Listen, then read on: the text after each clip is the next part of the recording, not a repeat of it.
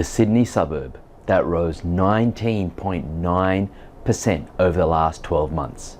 Why it spells danger for so many property investors. Hi, it's Nero here from Investment Rise, and you know that the Sydney market has dropped quite considerably over the last 12 months and even the last 2 years. But just looking at even the last 12 months, depending on which report you've read, prices have dropped from 8 to 11%. Yet there is one suburb that has bucked that trend completely. It's risen by 20%, or to be accurate, 19.9%. What was that suburb? It was Vaucluse, with a median price point of $6 million. Now, if you're someone who can afford that kind of price point, fantastic. You might want to look at Vaucluse, but let's be real.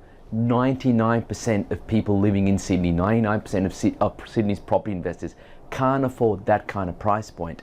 But when you see a suburb that bucks the trend, when you see a suburb that's an outlier, so when all of Sydney has been dropping and this one suburb rises in value, it can really skew people's analysis. Why? Because there are bound to be reports coming up in the media which average out all the suburbs in Sydney and then give you a net price increase or decrease about what the Sydney market has been doing. And that can be really, really misleading, in fact dangerous.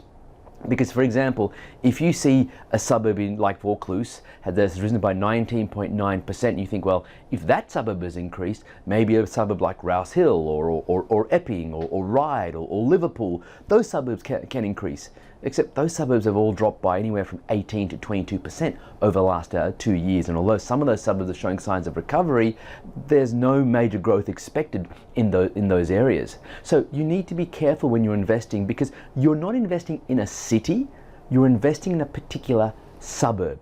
Right? So yes, at the moment, a lot of people are talking about the Brisbane market being the strongest performing market for capital growth. But I see a lot of people, especially from Sydney and Melbourne, just saying, oh, well, if it's a Brisbane market, I'll just buy something I can afford, something close to CBD, and I'll make money.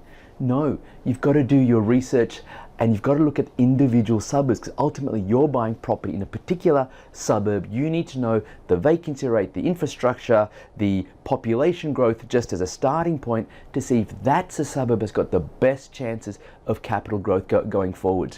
Hey, thanks so much for watching. If you like this video and you found it valuable and you're thinking you might like my help to help you find an investment property, then head on over to nerocall.com. That's nerocall.com for a free case study, and then if you like what you see, you can book in for a free half-hour phone consult with me personally, where you can find out more about whether I'm the right person to help you with your property investing.